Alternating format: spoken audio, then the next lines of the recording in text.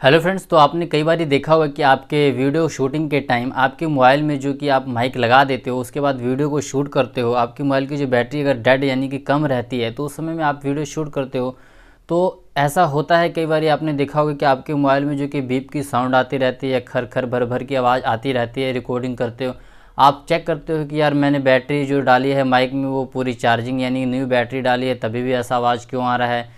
तो इस वीडियो में आपको क्लियर करने वाला हूं, जो कि मैंने रियल में फेस किया है इस इशू को। तो मैं आपको करके दिखाता हूं कि वो किस तरह से आवाज़ आती है। तो आप वीडियो में बने रहिए। देख, तो जैसे कि अभी आप उस साउंड को फील कर पा रहे होगे, इसके अंदर में आ रही होगी साउंड। क्योंकि ये इसलिए हो पा रहा है क्योंकि मैंने इसे चार्जिंग लगा दिया है। जब भी हम अपने मोबाइल को ड्यूरिंग रिकॉर्डिंग के टाइम में चार्जिंग लगाते हैं तो इस तरह के साउंड आते हैं। तो अभी मैं इसको निकाल के आपको दिखाता हूँ। जैसे कि आप देख सकते हो कि मैंने चार्जिंग को निकाल दिया है। अब उसके बाद साउंड आप देख सकते हो कितना क्लियर, उसके साइड में कोई भी भर भर खर खर की आवाज़ नहीं आ रही है, पूरा क्लियर आ रहा है।